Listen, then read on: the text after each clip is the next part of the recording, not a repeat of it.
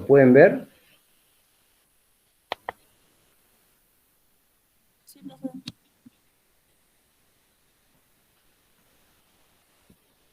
Bien. El ejercicio dice, si a 10 mililitros de una solución acuosa de iones calcio, 200 ppm, se le agregaron 5,4 miligramos de arseniato de sodio, ¿a qué valor de pH deberá ajustar el sistema para que comience a aparecer el precipitado? Y si se quisiera precipitar el 40% del ion calcio original, o sea, le piden dos pH, el pH para que comience a aparecer precipitado y el otro pH para precipitar el 40% del calcio original. Te dan los datos, las masas atómicas, la masa molecular, el KPS del arseniato de calcio y las constantes ácidas para el ácido arsénico.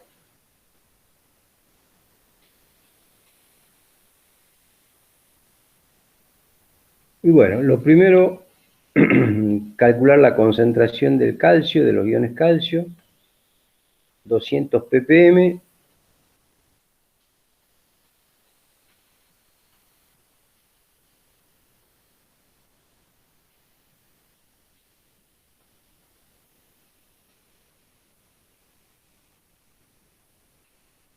Ustedes me dirán si están de acuerdo en lo que ven.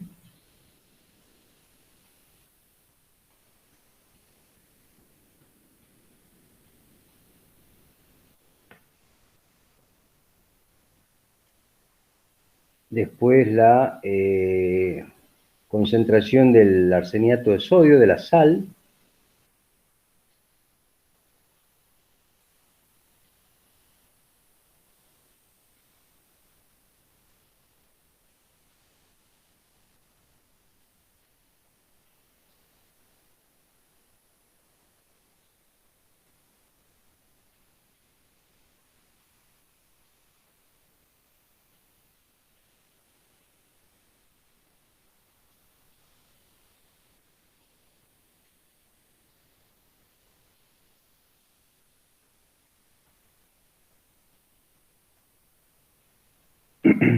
Se plantea la disociación,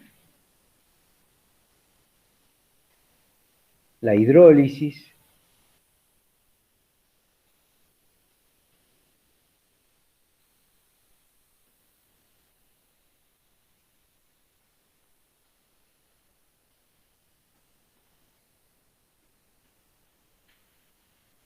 y las constantes del producto de solubilidad.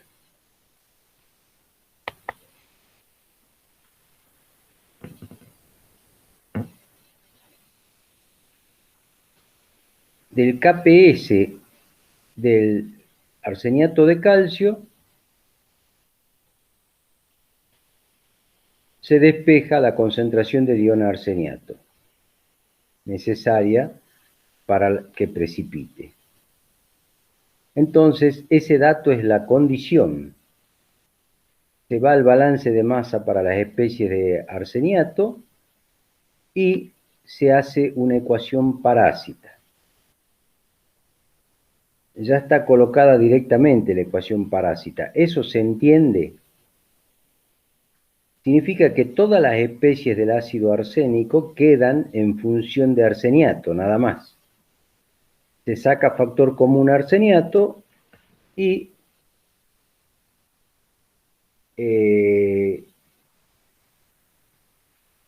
queda el balance de masa queda en función de arseniato, protones y los valores de las constantes.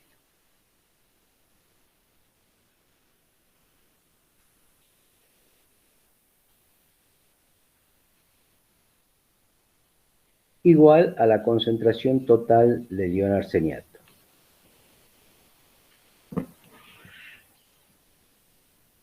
¿Se entiende hasta ahí? Profe, yo no entiendo muy bien utilizar la ecuación parásita. Disculpe, ¿puede hablar un poquito más fuerte porque no se escucha bien? Profe, yo le decía que yo aún no comprendo muy bien el utilizar la ecuación parásita. O sea, no logro escuchar porque lo único que escucho es ecuación parásita. O sea, usted me pregunta cómo, ¿por qué se utiliza la ecuación parásita? Claro, yo aún no comprendo en qué caso debería usarla. Bien, se la utiliza, a la ecuación parásita es una ayuda matemática, nada más. Pero usted puede no usarla, pero le va a resultar más engorroso. Usted tiene que encontrar el pH y tiene muchas incógnitas. Entonces, la otra forma sería reemplazar en cada constante uno en función de otra para ir quedándose con menos variables incógnitas. La ecuación parásita es un artificio matemático cuando usted tiene varias especies y conoce una de las especies. En este caso conoce la concentración del arseniato. Fíjense que al conocer arseniato podemos dejar con las constantes ácidas, podemos dejar todos los términos del balance de masa en función de arseniato y después sacar factor común arseniato y nos queda en función de protones. Como conocemos arseniato y conocemos la concentración total, podemos eh, despejar protones. Entonces, ¿cuándo se utiliza la ecuación parásita? Cuando yo tengo que calcular un pH y conozco la concentración total y una de las especies la conozco, tengo datos de una de las especies. Podría haber tenido datos del arseniato ácido, entonces dejo todo en función de arseniato ácido y me va a quedar protones, para despejar protones nada más. Lo mismo pueden hacer con una sal de carbonato, una sal de fosfato. ¿Se entiende? Sí, profe. Bueno, a partir de ahí como ustedes pueden ver, ya el problema es trabajar matemáticamente.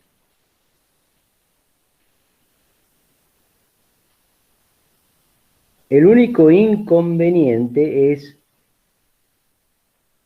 ¿cuál sería el inconveniente?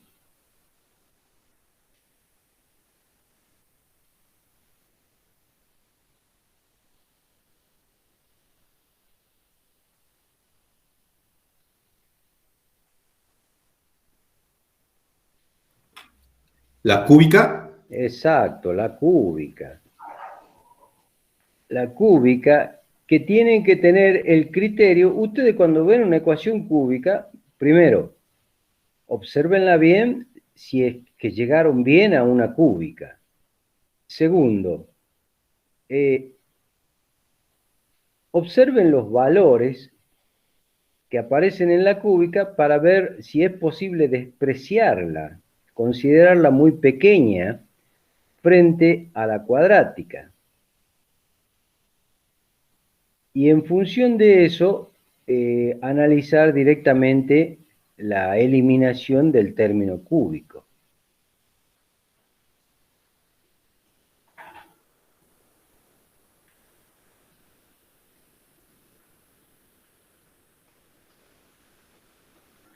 En este caso lo despreciamos, consideramos despreciable,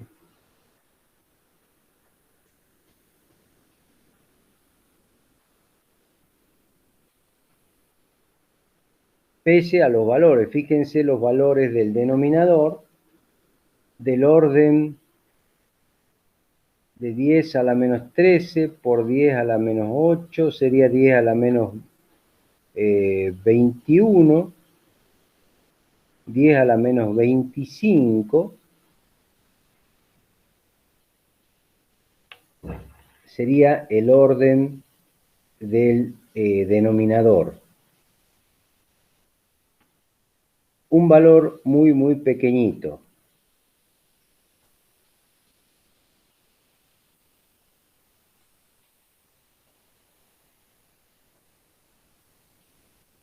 Lógicamente uno lo desprecia y después puede verificarlo, ¿no?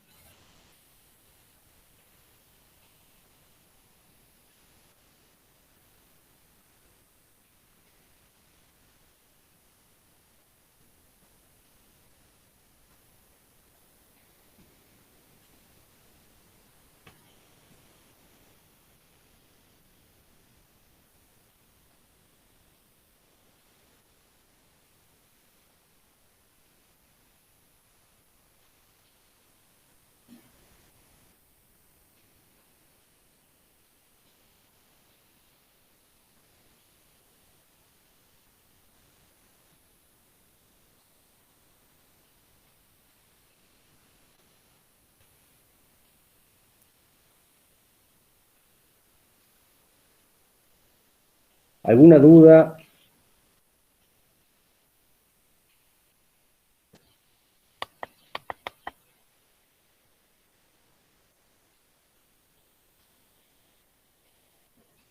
Profe, en la diapositiva anterior, ¿quién sería la concentración de X, del anión X?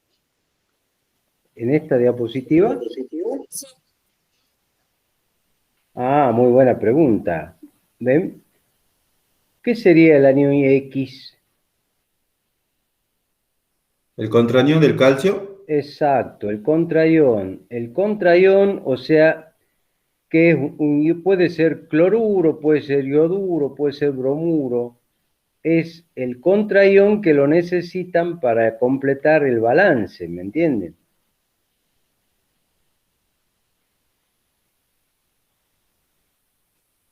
Y por eso la concentración va a ser,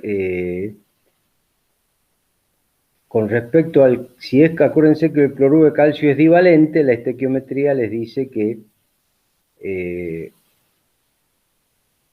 cómo va a ser la relación de las concentraciones.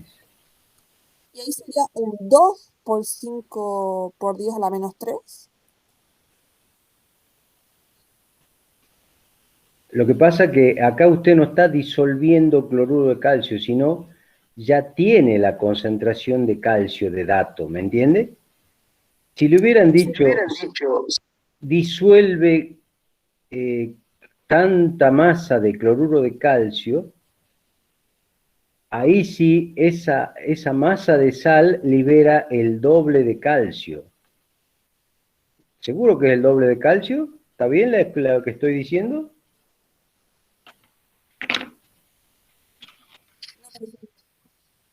Porque usted me está hablando de el doble de cloro sería, ¿no? Claro, por eso me refiero que el anión SX dice 2,5 No, no por es 10 a la menos 3. 2,5, es 2 por. Claro, por eso le Está bien, preguntaba. gracias. Está bien, señorita, gracias, gracias. ¿Ve? Por eso les digo que ustedes tienen que intervenir. Ahí deberíamos haber colocado, en vez de un punto, un asterisco antes del 5, ¿no? Sí, ¿Se entiende lo que apreció su compañera?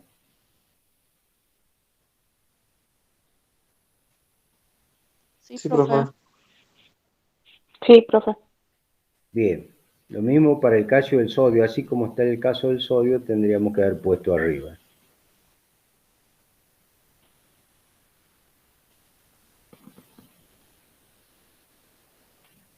Bien. Volvemos. Estamos con la ecuación cuadrática. Resuelven la ecuación cuadrática y llegan al valor de pH.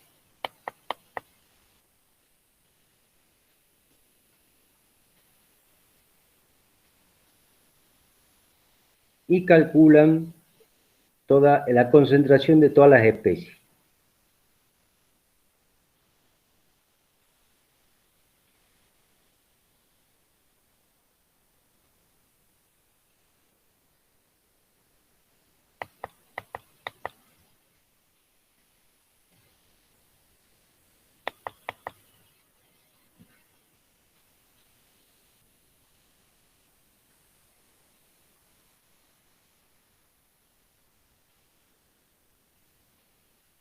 Acá también, esto es el inciso B.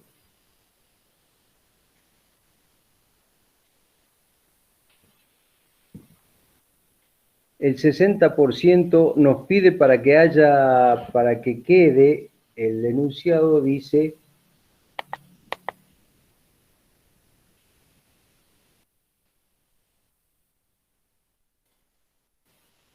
para que precipite el 40%.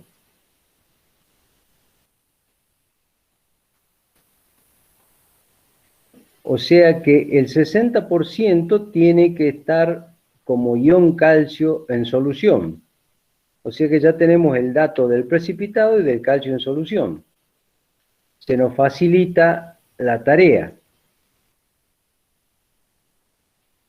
En el balance tendremos el dato del precipitado.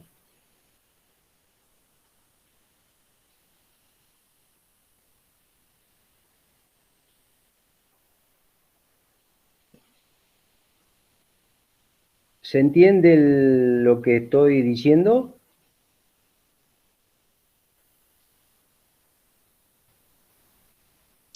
¿Podría volver? O sea, ¿entienden? ¿Están viendo la diapositiva?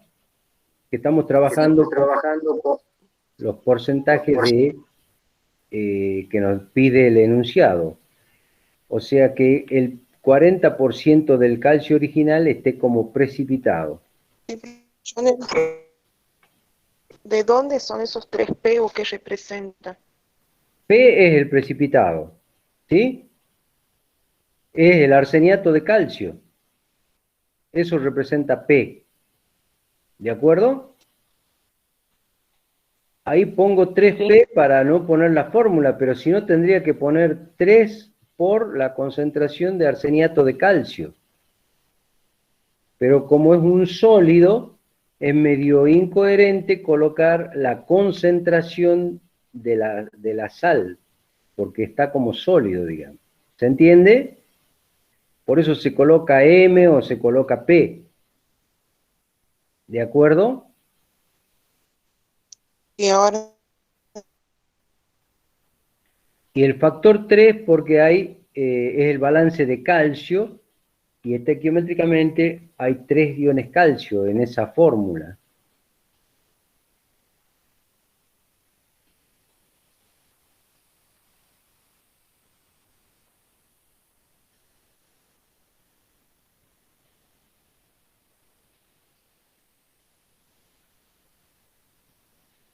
Entonces, conocemos el valor de P.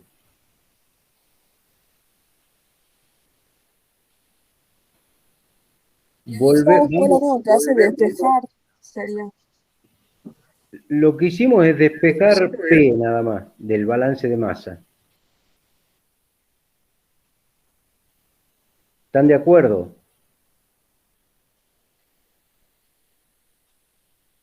Sí, profe. Y a partir de P, conociendo P, podemos recalcular la concentración de arseniato.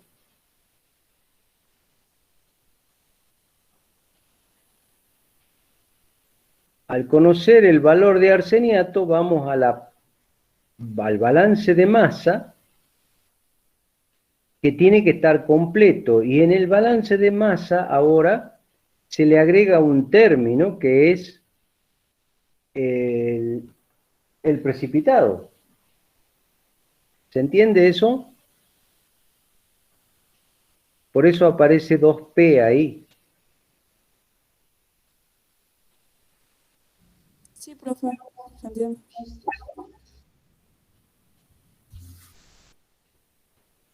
Y por lo tanto ya nos queda la expresión para despejar protones, ¿no? Por medio de la ecuación cuadrática. Lógicamente que falta el término cúbico, ¿no?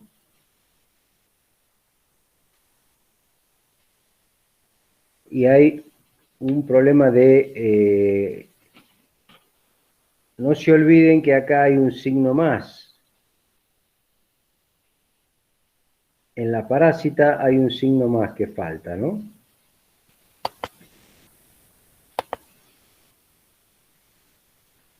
Entre estos términos va un signo, que sería este signo que está acá.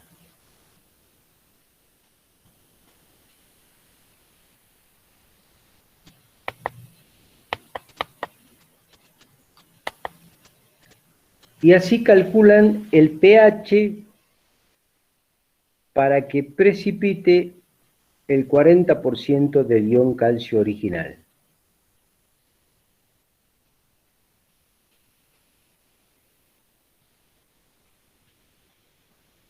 Como arseniato de calcio.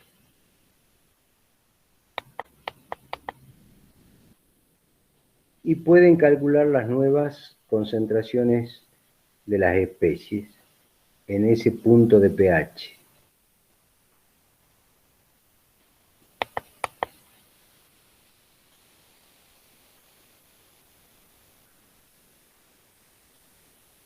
¿Alguna pregunta?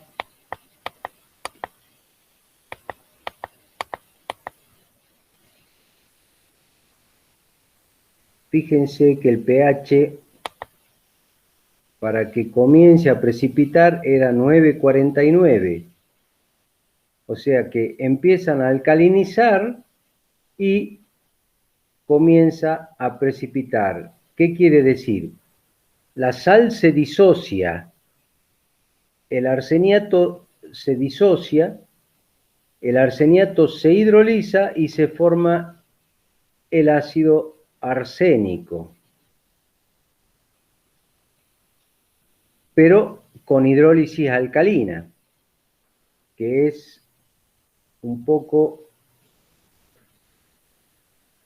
lo que está acá, las hidrólisis. Entonces, si uno sube el pH, llega a 9,49, empieza a precipitar. Sigue alcalinizando o sigue agregando el calcio o disociando el arseniato de sodio, y el pH, si sigue subiendo, va a precipitar el 40% del ion calcio total cuando el pH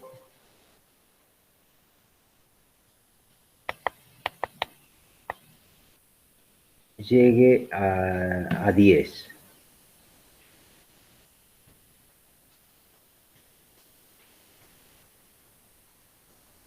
O sea, es un proceso que tiene inicio, continúa y termina cuando ya no hay calcio para precipitar.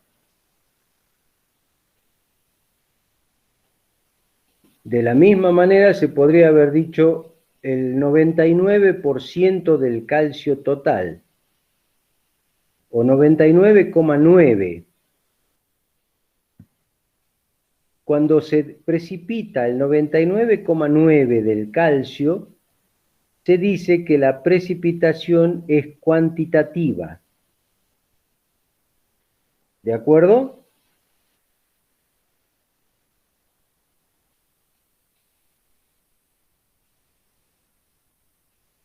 ¿Se entiende ese término?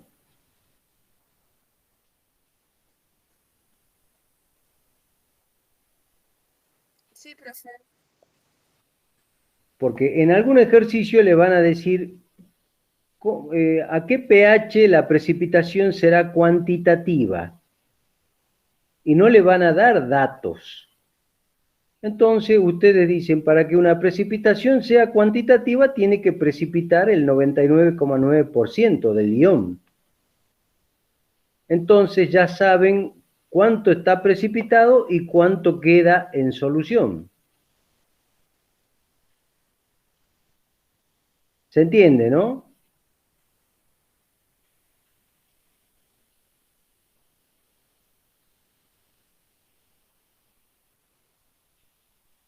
O sea que al ¿cómo? No sé, ¿alguien preguntó algo? No, profe, dice que sí se entiende, está bien. Ah, bien, bien. Si nosotros ponemos un inciso C en el enunciado, la pregunta sería, ¿a qué pH la precipitación sería cuantitativa? Entonces tienen que hacer lo mismo que B, nada más que en vez de calcular el 40%, calcular el 99,9%.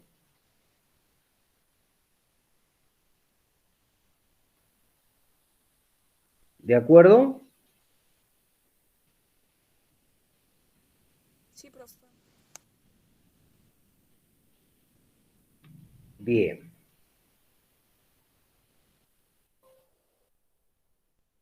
Bueno, con esto, si ustedes no tienen dudas, si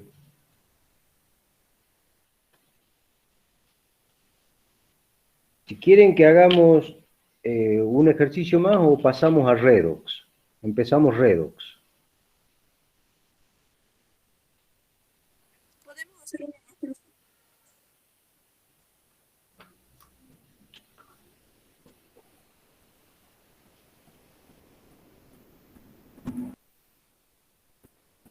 No se escuchó bien. ¿Me dijeron que podemos hacer otro ejercicio?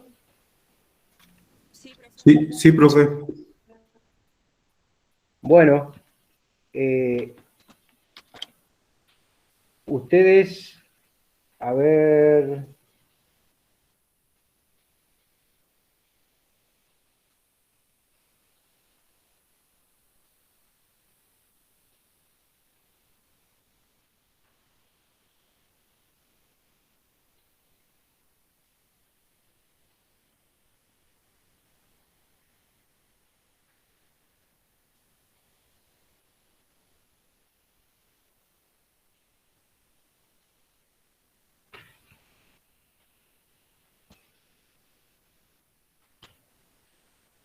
se los dicto, lo piensan y después lo analizamos en clase. Se tiene una solución 10 a la menos 4 molar en cadmio.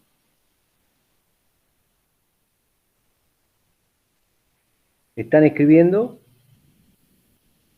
¿Me Sí, escuchan? profe. Bueno. Se tiene una solución 10 a la menos 4 molar en cadmio y 10 a la menos 4 molar en plata.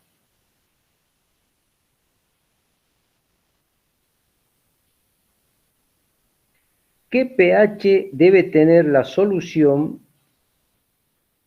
para impedir la precipitación del sulfuro de cadmio cuando se la sature con ácido sulfídrico?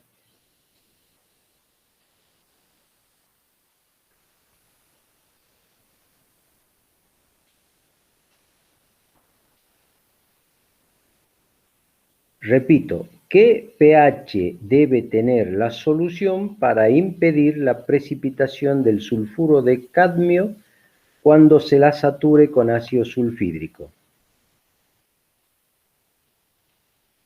Punto de aparte.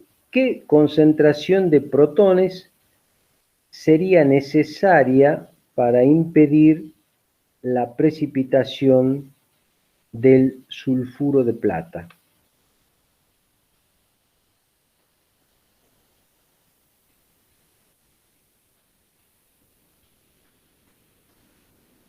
Repito, ¿qué concentración de protones sería necesaria para impedir la precipitación del sulfuro de plata?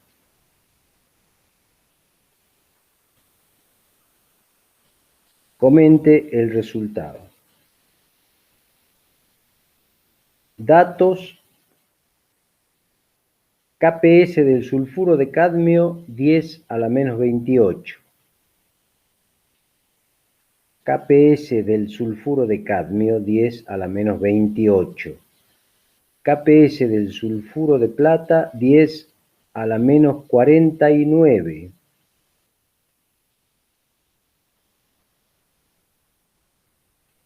Y PI, el PI del ácido sulfídrico es 10 a la menos 23.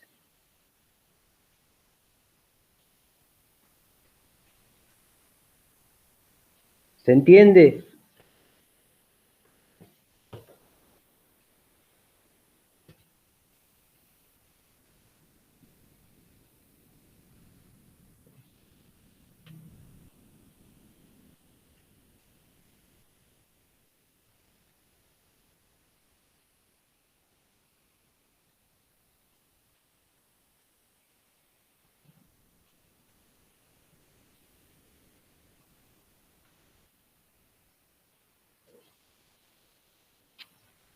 ¿Copiaron todos?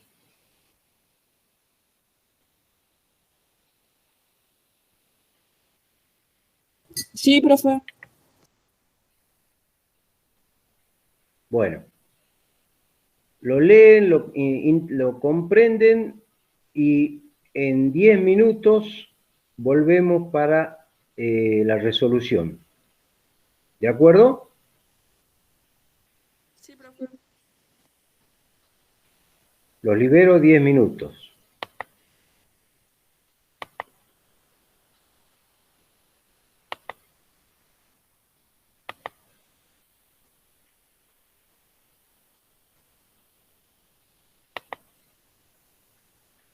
O sea, a las 10 y a las 9:24 nos reunimos de vuelta.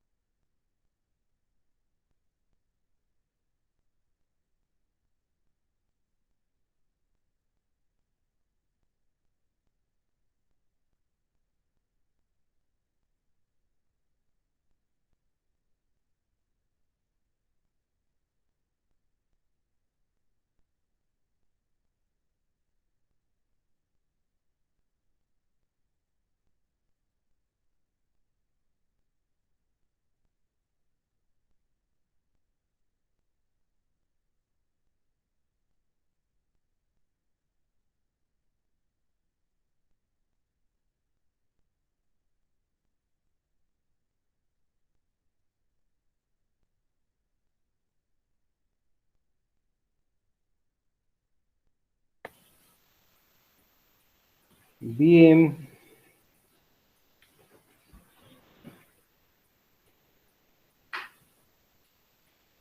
¿Se entiende el ejercicio?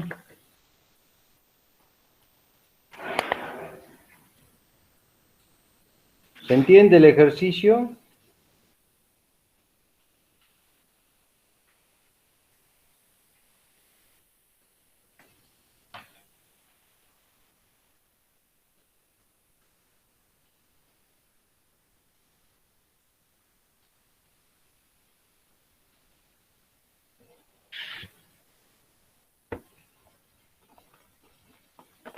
¿Están ahí?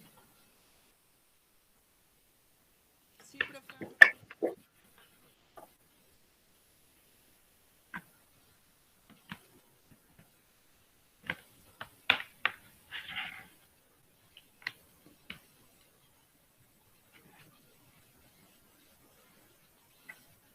¿Entienden el ejercicio?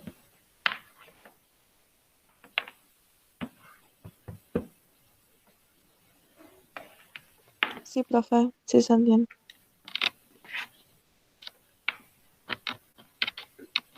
¿Lo resolvieron?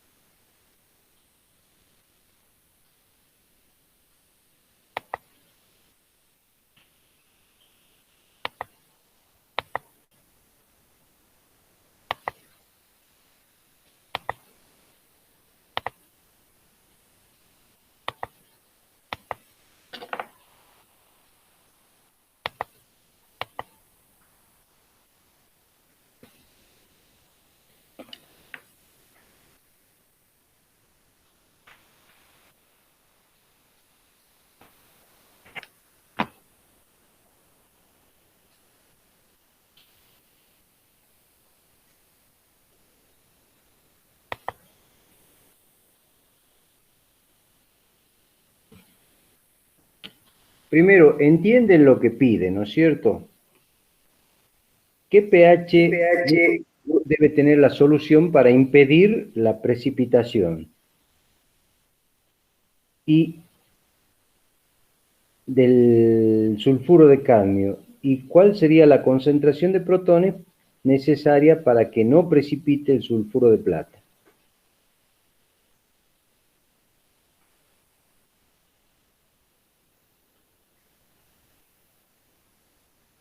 Tienen de dato los dos KPS.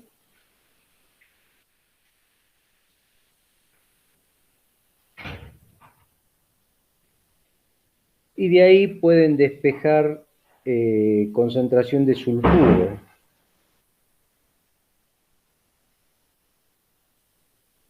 De la concentración de sulfuro, o sea, teniendo la concentración de sulfuro en ambos casos,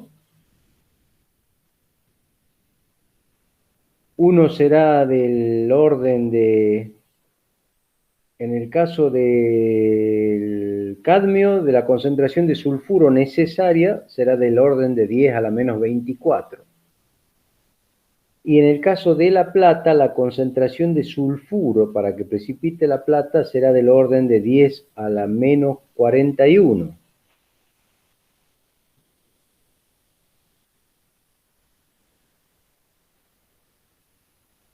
Entonces, tenemos la concentración de sulfuro necesaria y tenemos el otro dato que es el PI.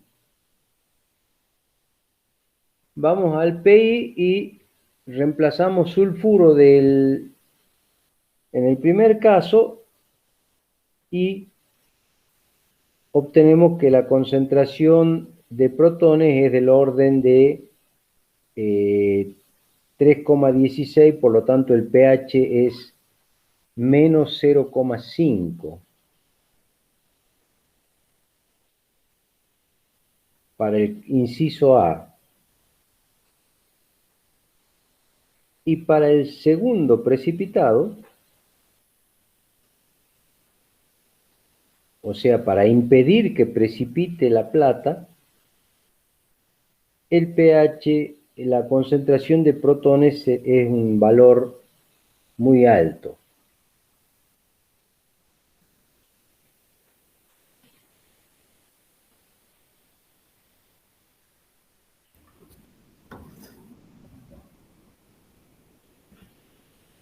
¿Se Claro, a mí me entiende? daba 1 por 10 a la 9, me daba. Bien, muy bien. Entonces, los dos valores de concentración, uno es de orden 3,16, por lo tanto, el pH es menos 0,5. Y el otro, el inciso B, la concentración de protones da 10⁻⁹. ¿Coinciden los resultados? ¿Están de acuerdo?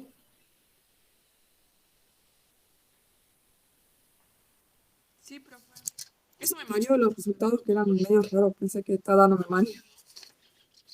Perdón, no se le escucha bien.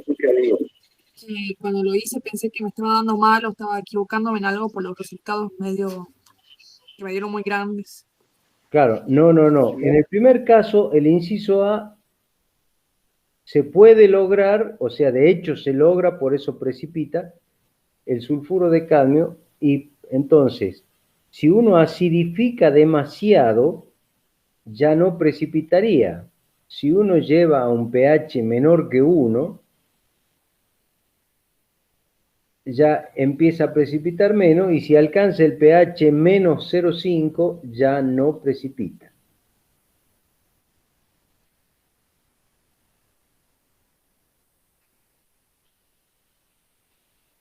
Y en el caso del inciso B, se necesita una concentración muy alta para impedir que precipite.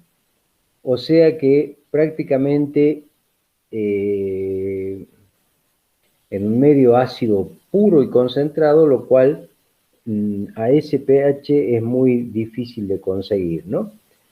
Esto le daría concentración de protones 10⁻⁹, ¿de qué pH le estaría dando?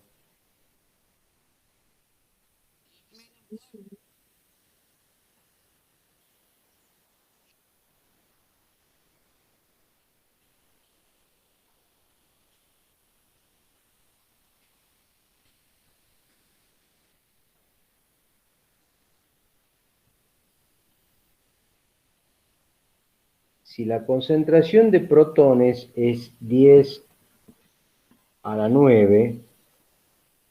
¿qué pH? Menos 9. Menos 9, exactamente.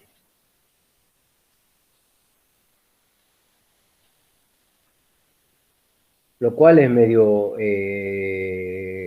muy absurdo, ¿no? Porque si ustedes calculan un ácido clorhídrico concentrado es 12 molar.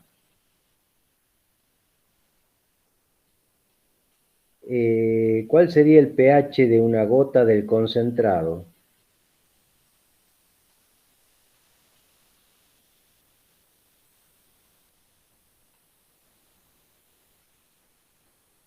¿Mm?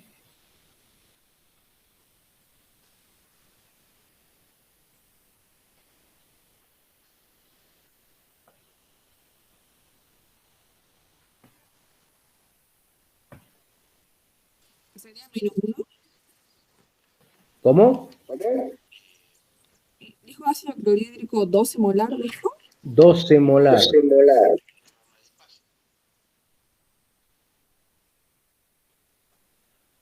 El pH me daría -1,1, menos Claro. 1,07. Sí. Muy bien, muy bien. Entonces, ¿qué quiere decir? Que más concentrado tendríamos que conseguir un ácido muy especial que supere la concentración de 12. Si el más concentrado que tenemos nosotros, que conocemos, es 12, que nos da un pH menos 1, es muy difícil llegar a un pH menos 9, ¿no? Es más, con un ácido sulfúrico que es 18 molar, llegaríamos a un pH un poco diferente, pero nunca vamos a llegar a menos 9. Entonces, es más difícil impedir la precipitación del sulfuro de plata. Y es lógico por el valor del KPS. El valor del KPS es muy pequeño. Por lo tanto, ¿qué quiere decir? Que es muy insoluble, que precipita enseguida.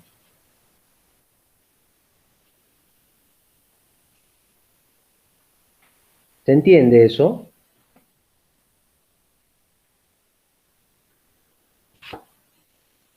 Sí, profe. Bien.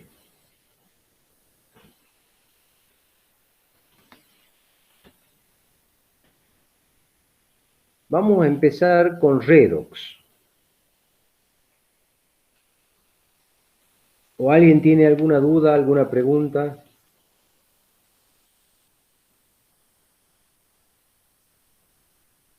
Profe, entonces el pH que nos dio en el caso del sulfuro de cadmio, que da menos 0,5, a partir de ese pH y menor Ya, empezaría a precipitar.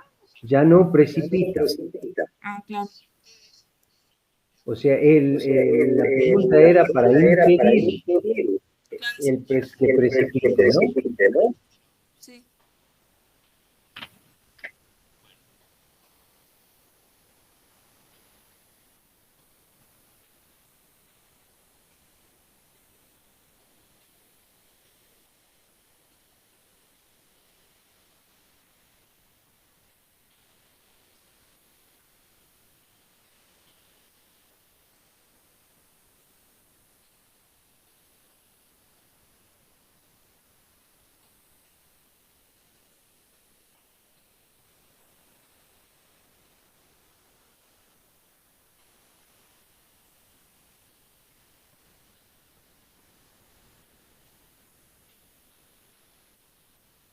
Bien. ¿No hay preguntas?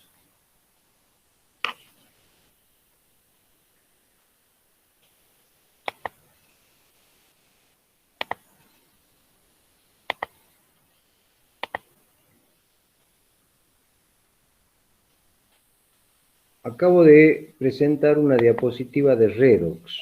¿Se puede ver? Sí, profe. Bueno, el tema redox significa, bueno, reducción, oxidación. Ustedes lo conocen, lo vieron, y los que tienen aprobado, por ejemplo, fundamentos e inorgánica, esto debería ser un repaso sencillo. Es más, insisto, lo que tienen aprobado fundamento e inorgánica 1, tienen la responsabilidad de saber el tema.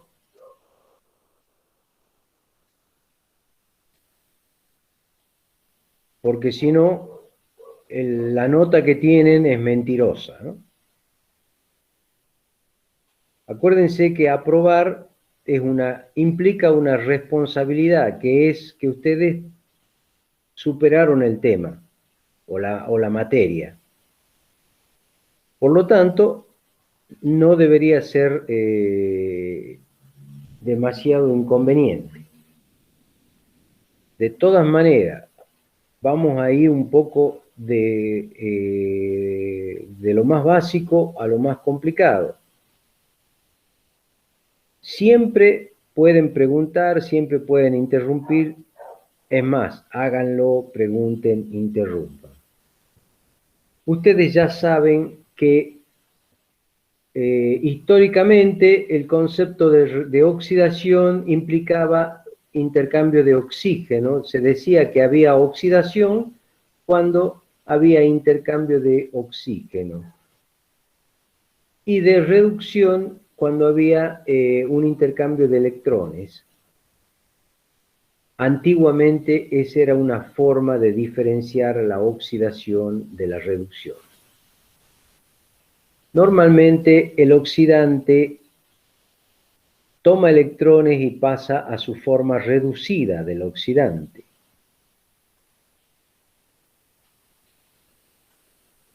el ion hierro 3 más, por ejemplo, toma un electrón y pasa a la forma reducida, que es el hierro 2 más. El reductor,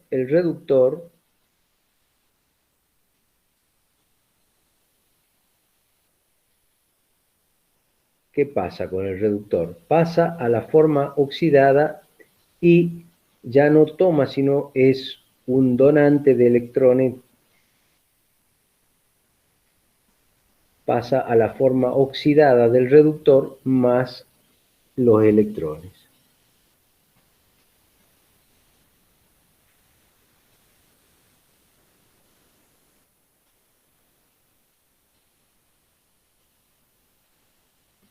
O sea que el reductor es un dador de electrones y el oxidante es un tomador de electrones, o sea, toma los electrones. De tal manera que si esas dos hemireacciones o semireacciones las unimos, tenemos oxidante más reductor, los electrones se deberían cancelar y para dar la forma reducida del oxidante y la forma oxidada del reductor, que se traduce con la última ecuación, que es oxidante 1 más reductor 2, para dar el reductor 1 más el oxidante 2. Es la forma genérica de expresar una reacción redox. Fíjense que hay dos hemireacciones. Las dos implican intercambio de electrones. Y normalmente los electrones que salen de uno son tomados por el otro.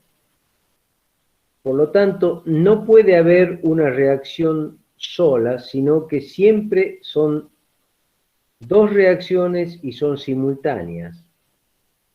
¿Eso está claro o hay alguna duda?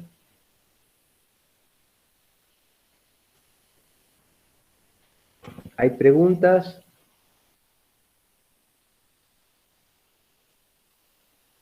No, profe.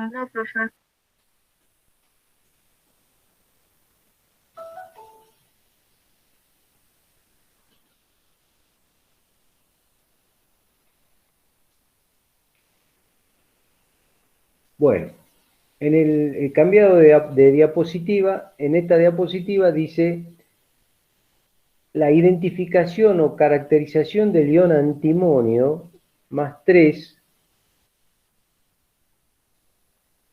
se hace de la siguiente forma, o sea, se introduce en una solución que tiene antimonio más 3 un alambre de hierro metálico que está limpio, que debe estar limpio, no tiene que tener ni óxido ni otras partículas, y a su vez seco.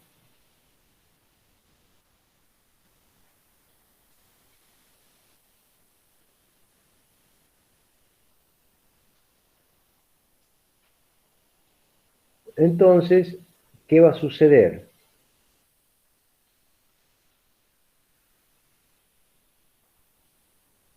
Vamos a tener solución que tiene antimonio en contacto con el hierro cero, que es el hierro metálico, que es el alambre o un clavo, y va a haber una reacción redox, o sea, va a haber un intercambio de electrones,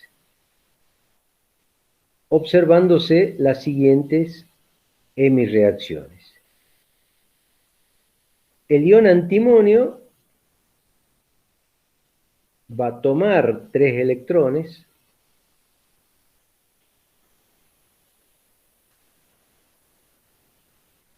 según lo que está ahí, toma 3 electrones y pasa a antimonio 0. Y el hierro 2 más puede tomar 2 electrones y pasar a hierro 0. Son las posibilidades. Y eso tiene un valor de un potencial, el E0, el E supra 0, ya todos se acuerdan que es el potencial normal de, en este caso, de reducción. que tiene un valor. El valor que tiene el potencial estándar o potencial normal, el E supra cero, es una medida de la tendencia a reducirse que tiene ese ion.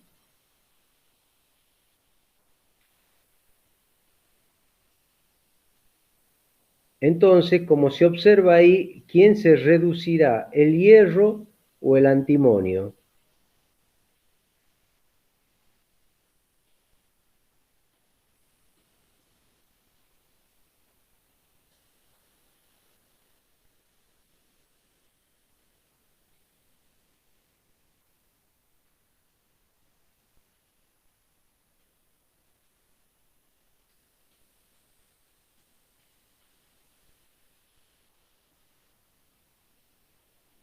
Son dos reacciones clásicas del laboratorio, ¿no? Lo que están viendo ahí no es nada extraño, es algo que ustedes hacen en el laboratorio.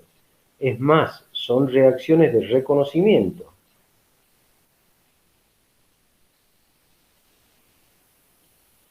El antimonio se reduce. Claro, bien, bien, bien. Para completar, si ustedes sumergen un clavo en una solución de antimonio o un pedacito de alambre limpio y seco, van a observar cambios en la superficie del clavo o del alambre, que va a ser el depósito de antimonio cero. Eso es observable. Eso lo pueden ver en las reacciones de reconocimiento de antimonio.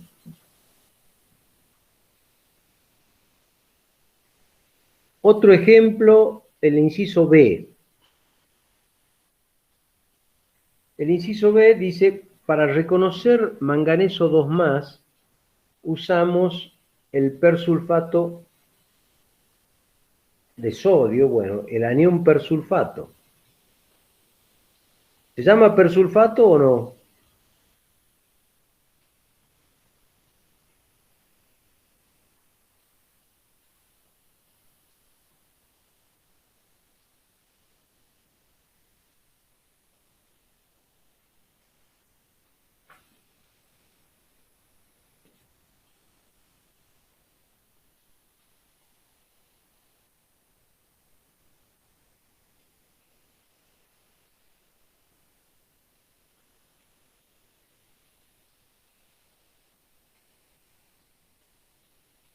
Que en un medio catalizado con plata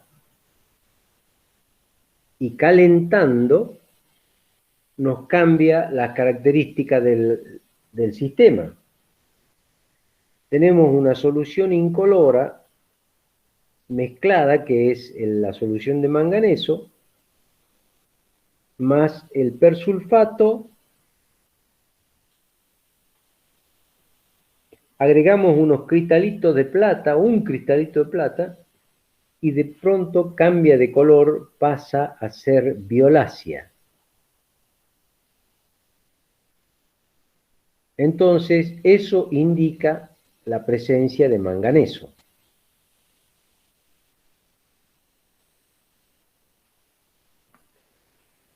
El cambio de color, o sea, el cambio es perceptible.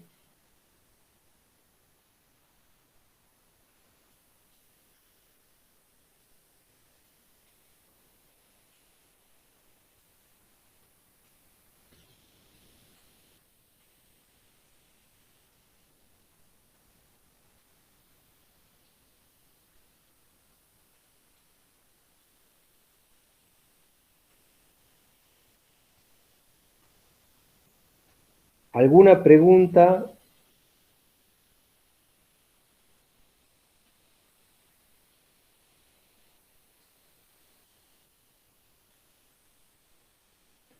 Y ahora, ¿pueden ver el cambio de diapositiva?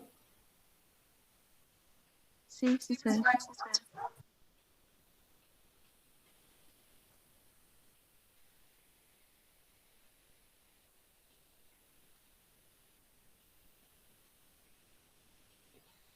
Ahí pueden ver los potenciales estándar para cada uno de las sustancias. Acuérdense que los potenciales estándar, o sea, el E supra cero, están tabulados, o sea, se encuentran publicados en tablas.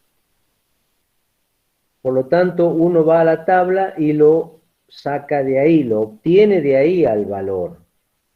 Nadie se tiene que acordar de memoria, o se lo dan de dato o le dan la tabla. Pero existe una tabla de potenciales estándar de reducción y una tabla de potenciales estándar de oxidación.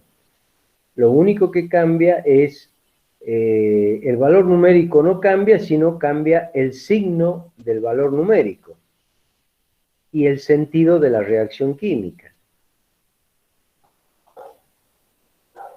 Entonces, ahí podemos observar en función de eso quién se reducirá y quién se oxidará. Tenemos las dos hemireacciones de reducción.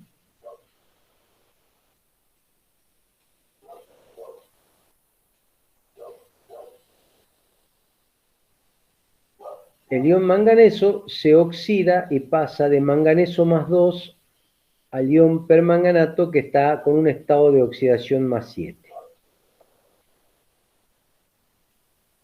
Y el ion persulfato pasa de persulfato al anión sulfato.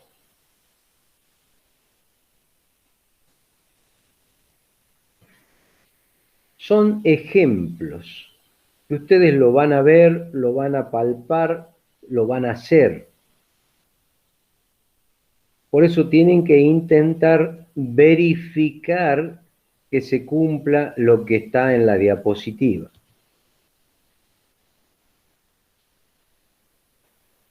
Bueno, de estos podemos observar que en las reacciones redox pueden intervenir iones, átomos y o moléculas que a su vez pueden estar generalmente en solución. Puede darse el caso de estar en sólidos y aún en gases, como es el caso de los aniones de la primera división. Y vuelve a aclarar la diapositiva que los procesos redox, o sea, de oxidación y de reducción, son simultáneos, no aislados. O sea, siempre que haya una oxidación tiene que haber una reducción.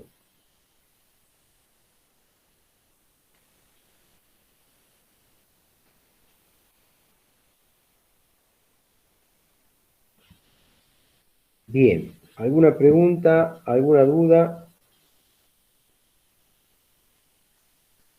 ¿Se entiende, profe?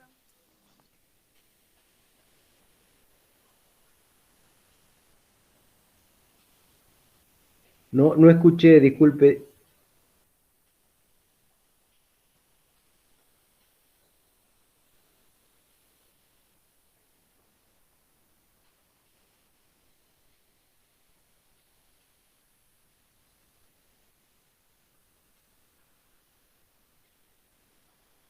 Que sí se entiende, profe.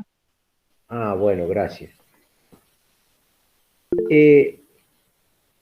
Lo que está en la diapositiva, acabo de cambiar la diapositiva. No es otra cosa que una pila galvánica, una celda galvánica clásica, general porque no hay nombres específicos de cationes ni de aniones, que ustedes ya se deben haber aburrido de haber visto esta celda.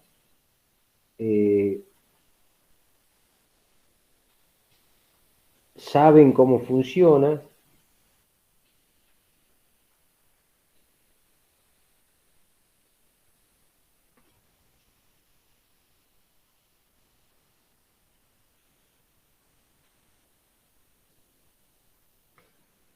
Ustedes saben que es una cuba donde hay un electrodo que es una chapita metálica sumergida en una solución de iones de la misma chapita metálica. O sea, si el cuadradito que está sumergido en la solución es de zinc, la solución en la que está sumergida será una solución de iones zinc. Por un lado, y en la otra cuba, una chapita, por ejemplo, de cobre sumergida en una solución de iones cobre. Ambas chapitas metálicas están conectadas por cables a un circuito. Y en el circuito puede haber un amperímetro y un voltímetro.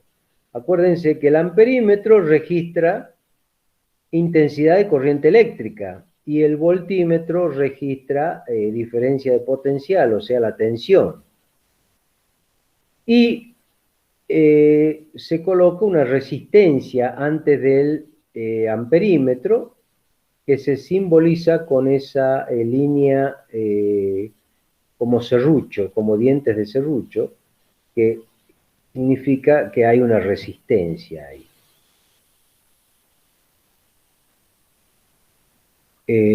Bueno, dicho sea de paso y hablando de física, acuérdense que ahí tenemos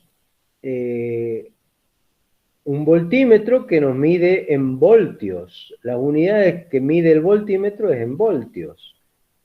La unidad que mide el amperímetro es el amper y las unidades que mide la resistencia es en ohms, en ohmios.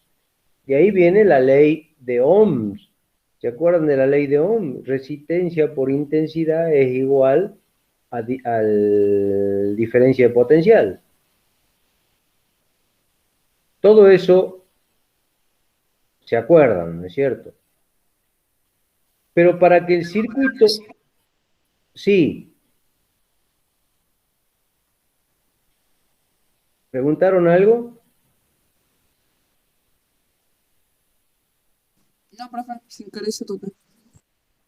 Bien. Para que el circuito funcione, tiene que estar cerrado. Si el circuito no está cerrado, no puede funcionar. O sea, no se cumple, digamos, la palabra circuito no tiene sentido porque no hay ninguna circulación. Si está abierto, no puede haber circulación. En cambio, para que haya circulación, que el término circuito tenga sentido, tiene que estar cerrado. Y para cerrarlo se coloca un tubo en forma de U entre las dos cubas, que es el puente salino, que se conoce como puente salino. Entonces, ahí se cierra el circuito.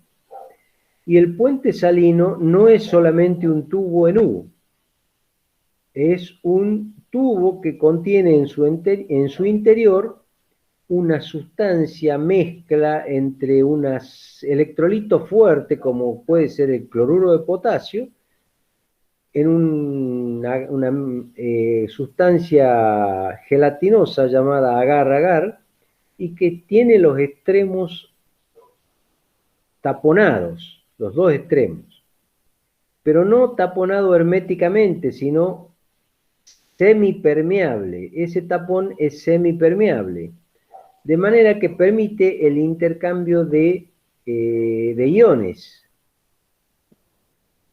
Nada más. Impide que ingresen las soluciones o que el cloruro de potasio, la solución, se mezcle con la otra solución de la cuba. Así entonces el circuito está cerrado. Entonces, ¿qué sucede? Ahí tienen una flecha que dice que los electrones salen de la izquierda, van por el circuito, por el cable, llegan al voltímetro, pasan el voltímetro, y recaen o terminan en el otro electrodo de la derecha.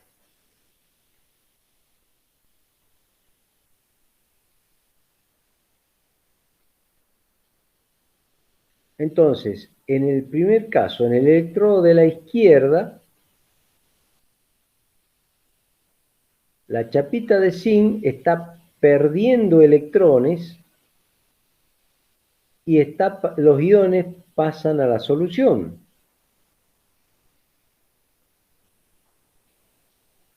Entonces, los electrones, ¿qué pasa? Se salen de la chapita y circulan por el cable. Y la solución aparecen más iones zinc, si fuera la chapita de zinc, o más iones positivos. Los electrones circulan y llegan a la chapita de la derecha, o sea, cuando yo hablo de chapita, porque es un metal, una lámina metálica cuadrada, rectangular, perdón, a eso le denomino chapita, pero es, hablando bien, es una lámina metálica conectada por el cable que sería el circuito. Entonces los electrones llegan a la lámina metálica, o sea, esa lámina metálica se denomina electrodo. Entonces tenemos el electrodo de la izquierda y el electrodo de la derecha. Ahora ya no decimos chapita, sino hablamos de electrodo. En el electrodo de la derecha es donde llegan los electrones que salen del electrodo de la izquierda. Al interactuar con los iones de la solución, los iones de la solución toman los electrones y se convierten en metal y se depositan en el electrodo de la derecha. Entonces, en el electrodo de la derecha tenemos una reducción y en el electrodo de la izquierda tenemos una oxidación.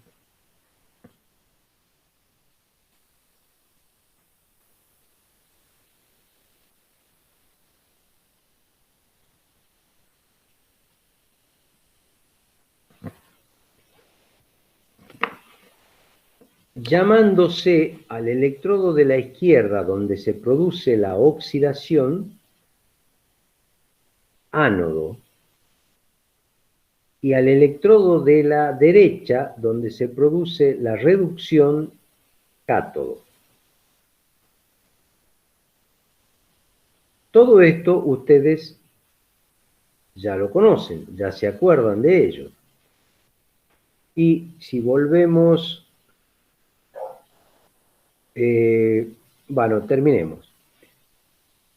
Si seguimos viendo más abajo, tenemos una expresión que simboliza la celda galvánica, o sea, la forma de escribir o de describir una pila galvánica se muestra en el último renglón, digamos, en el último párrafo, donde se coloca el ánodo, cómo está constituido el ánodo, una barra vertical, que significa la interfaz, dónde está sumergido ese ánodo, o sea, el electrolito anódico, y ahí hay, entre paréntesis, sería equivalente a decir las actividades, pero nosotros tendríamos que utilizar entre corchetes porque trabajamos con concentraciones.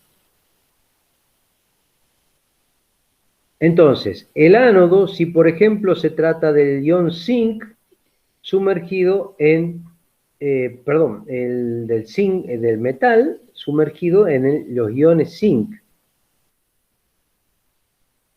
o sea, en los iones propios del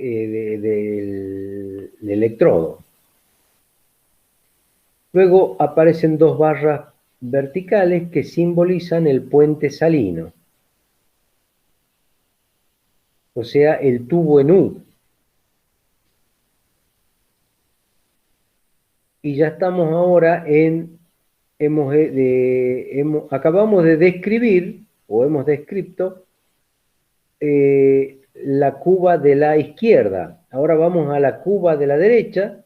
Tenemos la solución, el electrolito catódico con su valor de concentración, la interfaz, que sería la barra vertical que la separa del electrodo metálico, del cátodo. Entonces, esa es la forma de describir una celda galvánica.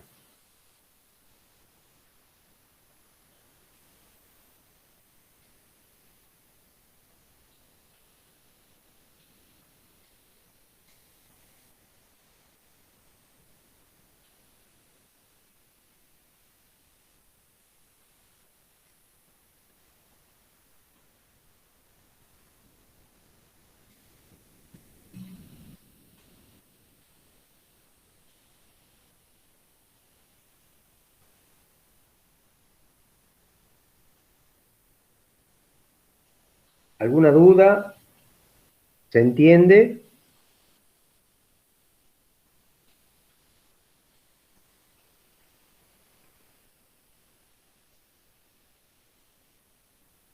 Sí se entiende.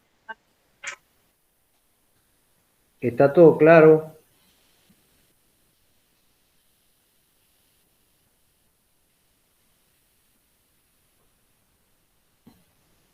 Otra pregunta que puede aparecer es,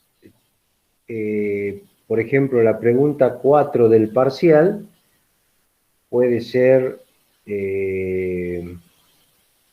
¿cuál es la función del puente salino? Todos la saben, ¿no es cierto? Saben la función del puente salino. Conservar la electroneutralidad de la celda. Bien, bien, bien. ¿Y cómo lo hace?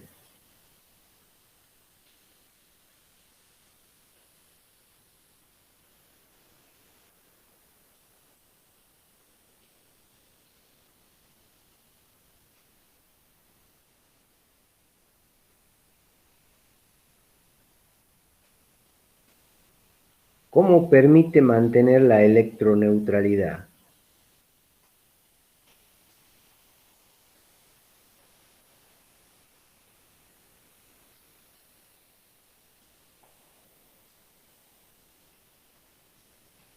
Aportando aniones a...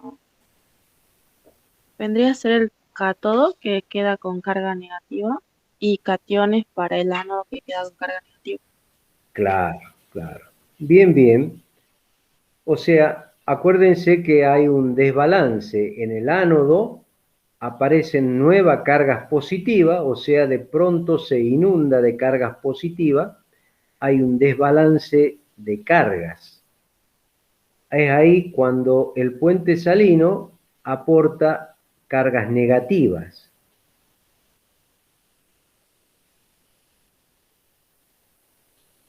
Y al revés, puede haber un desbalance de carga negativa en el cátodo y el puente salino aporta cargas positivas para mantener o para tener siempre la electroneutralidad del sistema vigente, o sea, en funcionamiento.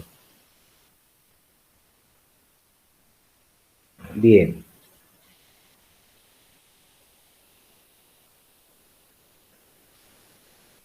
Bueno, ustedes ya saben que siempre tiene que haber dos hemireacciones. Y volvemos al ejemplo del hierro. En el hierro sabemos que ustedes sumergen el clavo o el alambre y hay una reacción donde el hierro pierde electrones, por lo tanto pasa a ion ferroso. y el antimonio gana 3 electrones y pasa a antimonio 0. O sea que uno se oxida y el otro se reduce.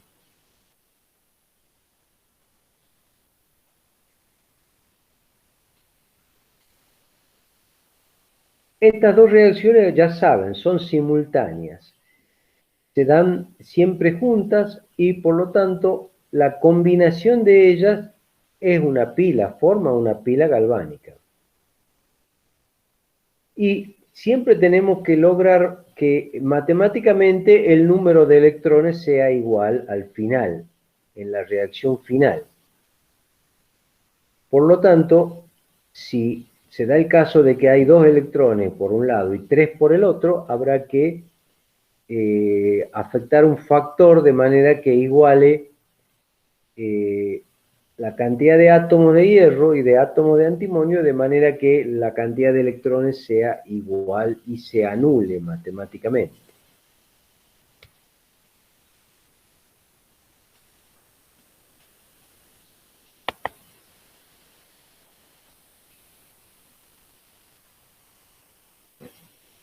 Bueno, al combinar las dos hemirreacciones, aparece una reacción completa, total, que puede ser reversible. Aunque no generalmente son reversibles la mayoría, pero siempre hay algunas que no son reversibles. O sea, una vez que se oxidan, no se pueden reducir y al revés. O sea, no es una reacción en un solo sentido.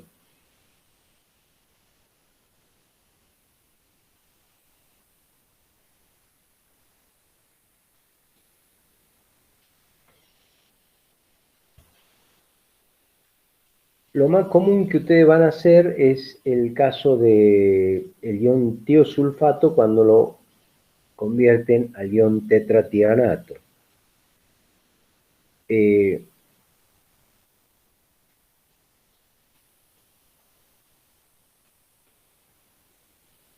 Pero no pueden convertir el ion tetrationato de nuevo en ion tiosulfato, porque el potencial no le alcanza para revertir la situación.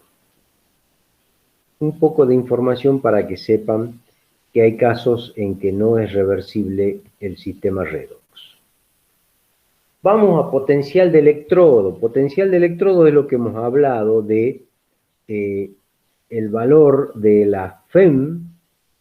La FEM es la fuerza electromotriz, el voltaje que está dado en unidades de volt. Los valores de E supra 0 y de E siempre son en volt. Y la FEM de la pila es la diferencia entre los dos potenciales de electrodos. Generalmente se escriben como valores absolutos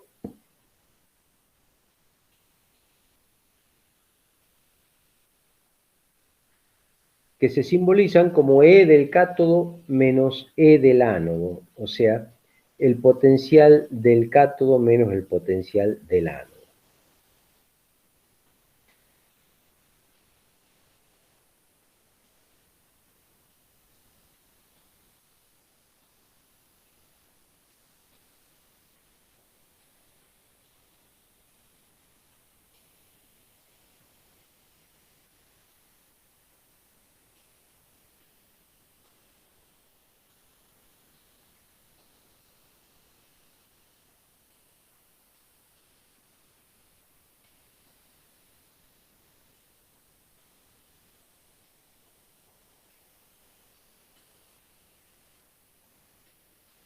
Bien, todo esto es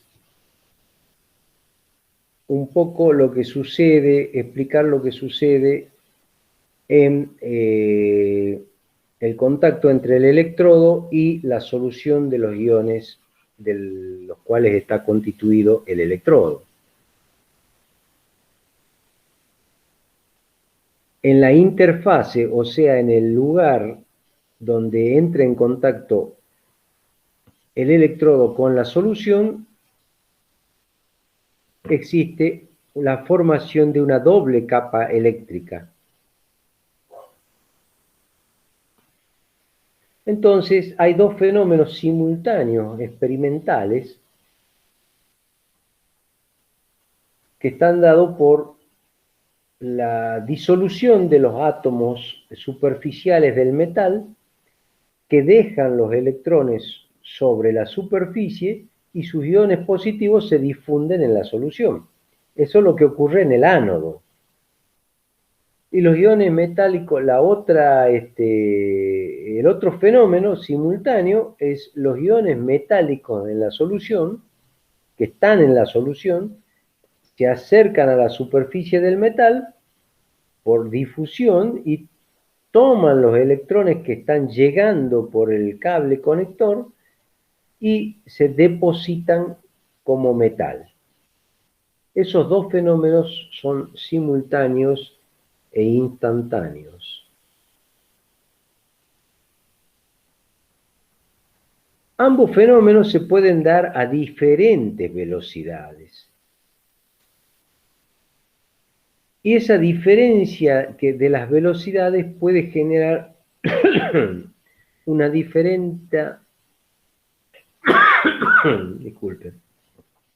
puede generar una diferencia de presión que se conoce como presión osmótica de los electrolitos en la solución. Si la velocidad de liberación de los iones por parte del metal, o sea, es mayor que la velocidad de deposición, o sea, si el ánodo estaría liberando iones más rápido que lo que el cátodo puede tomarlos, entonces va a haber una acumulación de cargas positivas en el ánodo y en la solución del ánodo, ¿no? Y cargas negativas en el metal.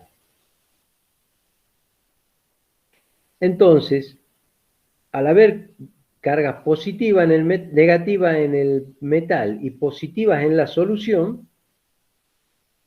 va a haber una atracción electrostática. Y las cargas se van a acumular en la interfase, o sea, en la cercanía de la unión sólido-líquido. Y es ahí donde se forma la doble capa eléctrica. Esta doble capa eléctrica llega un momento que interrumpe, que molesta, que perjudica, disminuyendo la velocidad de disolución de los átomos del metal por repulsión de cargas.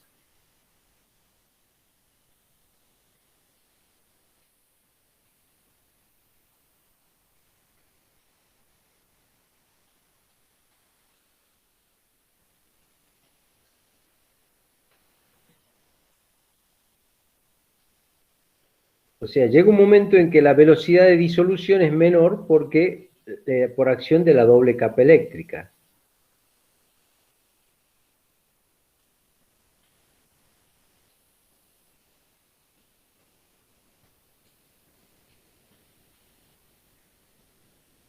Eso causa o ocasiona una disminución en la difusión de los iones.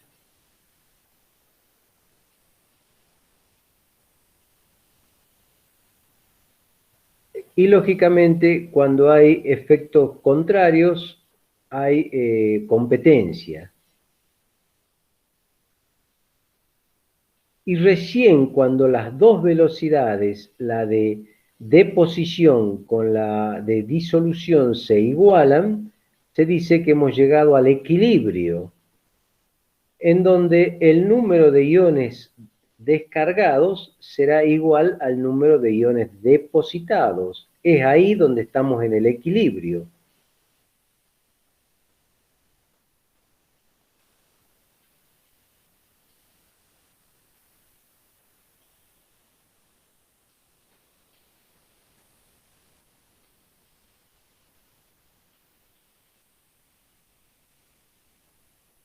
Bueno, y como siempre, la doble capa eléctrica origina una diferencia de potencial entre el electrodo metálico y la disolución de los iones.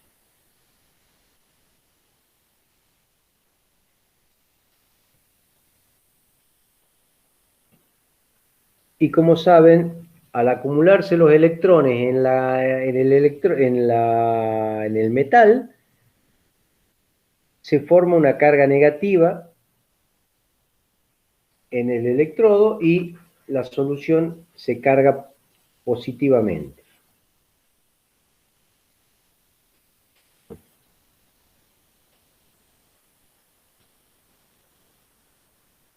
¿Cómo relacionamos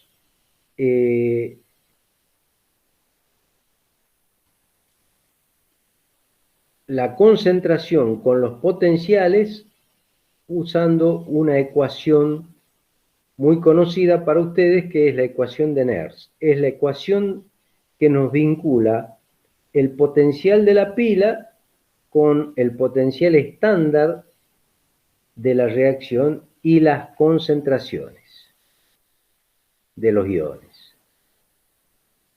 La ecuación de Nernst, entonces, nos permite vincular la concentración de los iones en solución, el potencial estándar y el potencial de la pila.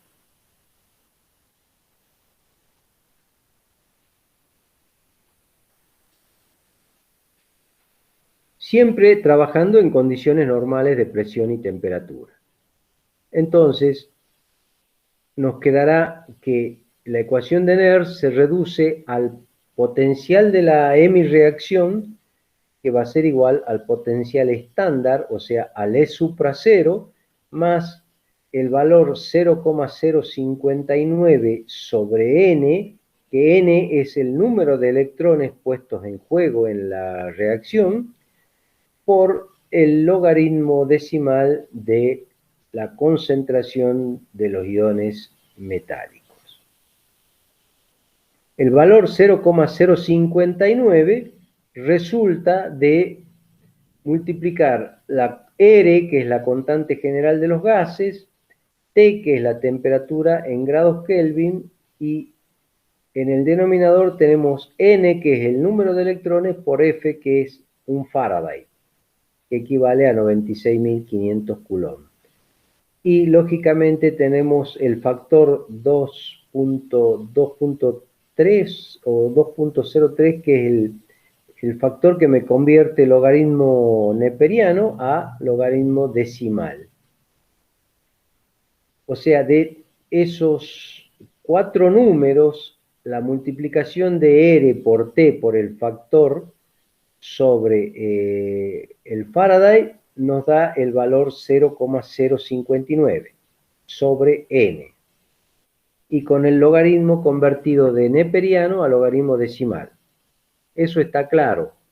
¿O hay alguna duda, alguna pregunta al respecto?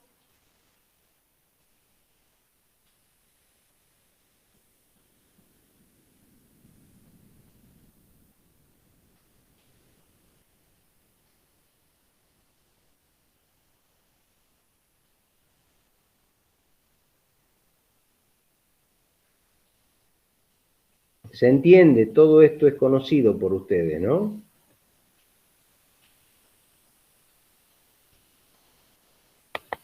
Sí.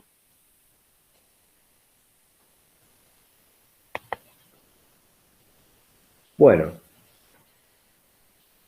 si existe un ion que pasa de un estado de oxidación a uno menor, la ecuación de Nernst aplicada a ese sistema o a esa hemireacción estará dada por el potencial de la hemireacción, va a ser igual al E supra 0, o sea, al potencial estándar, más 0,059.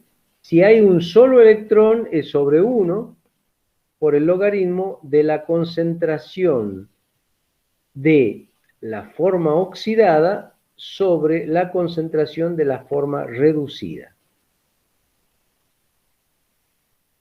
Si ustedes cambian el orden ponen concentración de la forma reducida sobre concentración de la forma oxidada, el signo ya no será positivo, sino será negativo. ¿Me entienden? Pero cuando el signo es positivo, es logaritmo de la concentración de la forma oxidada sobre la forma reducida. Y el valor E, el potencial de la hemireacción, es la diferencia de potencial que se establece entre el metal y la solución de sus iones. Lo que en la práctica es difícil determinar en forma absoluta, porque tiene que haber otro circuito, o sea, la otra parte de la pila, que es, estamos con una sola parte de la pila. Nos falta la otra parte para que el circuito cierre. Entonces, siempre necesitamos dos reacciones, una donde haya una reducción y otra donde haya una oxidación. Bueno, así se obtiene el valor E, que es la diferencia de potencial de la pila,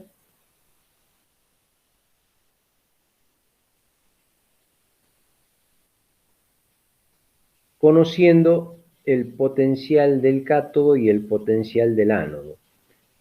O si no, al revés, si conocen el potencial de la pila y el potencial del ánodo, pueden llegar a conocer el potencial del cátodo. Para eso siempre lo importante es identificar quién es cátodo y quién es ánodo.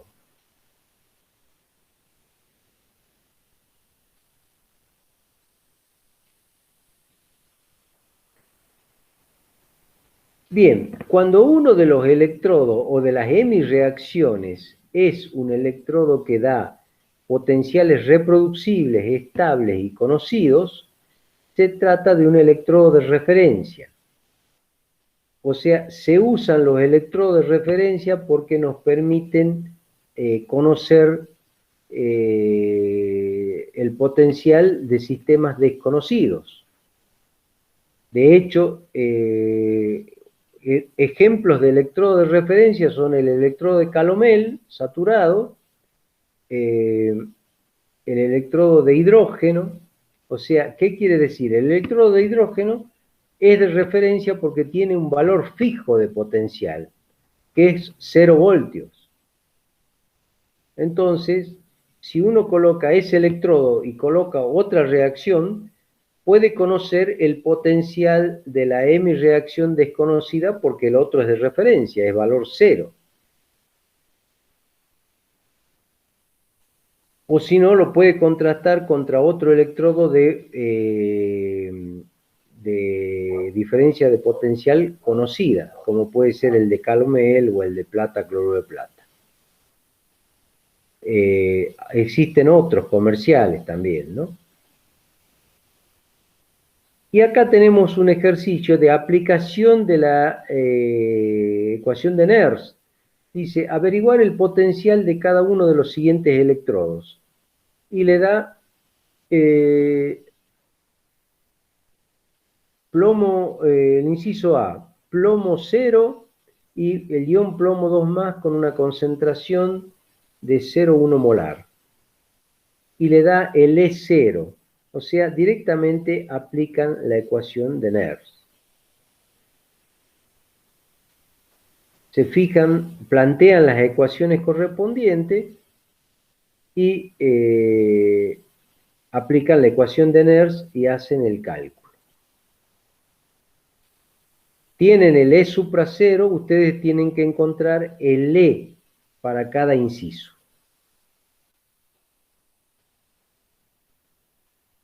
Eso sería el primer ejercicio de aplicación de la ecuación de Nernst.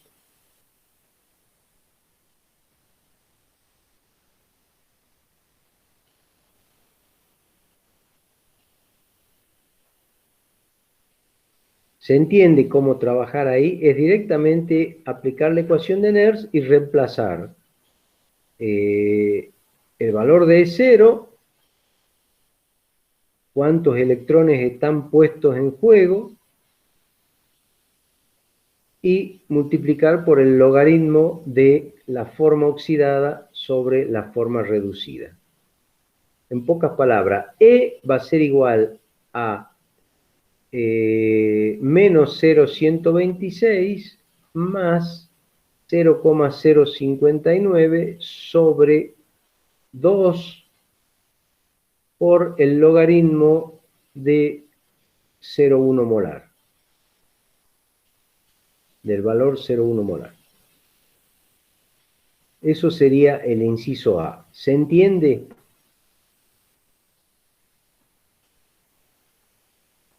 ¿Entienden eso, cómo aplicar la ecuación de Nernst?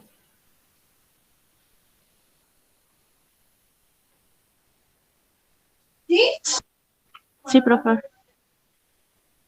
Bien. Bueno, como ya nos pasamos de las 10:30 y queda este tema que es medio importante y que habría que ver algún ejemplo, lo dejamos para el viernes. Vamos a estar un poco apretados con la llegada a completar el tema. Así que probablemente dejemos un ejercicio sencillo de redox ahora y un ejercicio sencillo de redox en el tercer parcial. ¿Qué les parece?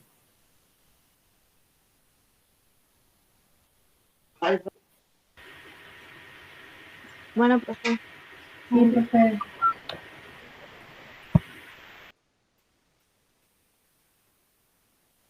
De todas maneras, entonces les estoy informando, les estoy preguntando, si prefieren que tomemos el problema clásico de redox, a mí me parece que es poco el tiempo, pero si ustedes se consideran para no tener el tema en el tercer parcial,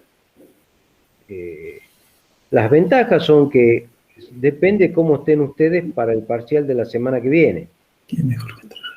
Dicho sea de paso, es en el anfiteatro A, ¿no? A las 9 de la mañana. Profe, ¿va a entrar Redox? De eso estoy hablando. Ajá. Les decía que probablemente les tome un ejercicio sencillo de redox. Muy sencillo, de manera que tome redox ahora y tome redox en el tercer parcial. En los dos parciales tomar redox. En los dos parciales tomaría redox, nada más que no totalmente en su potencialidad. O sea, digamos que la parte sencilla la verían ahora y la parte más complicada, pero sencilla, sería en el tercer parcial. Sí, estaría mejor así, profe. Sí, profe. ¿Están de acuerdo? Porque si no, ponemos un problema tradicional directamente como siempre. No, así está bien, profe. ¿Están todos de acuerdo? Sí, profe. Sí, profe. Sí, profe. Bueno, muy bien. Entonces, ahora, bueno, nos volvemos a encontrar el viernes para continuar con redox. ¿Sí? Bueno, profe. De todas maneras, van a tener el práctico de redox. También, ahora esta semana se lo van a subir. Pero vamos a elegir un ejercicio muy sencillo para que vayan armándose en la cabeza el tema.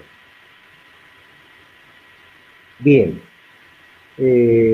Los que vayan al laboratorio, los veré en el laboratorio y bueno, si no, hasta el viernes. Nos volvemos a encontrar el viernes. Hasta luego, profe. Hasta luego, que les vaya bien. Gracias.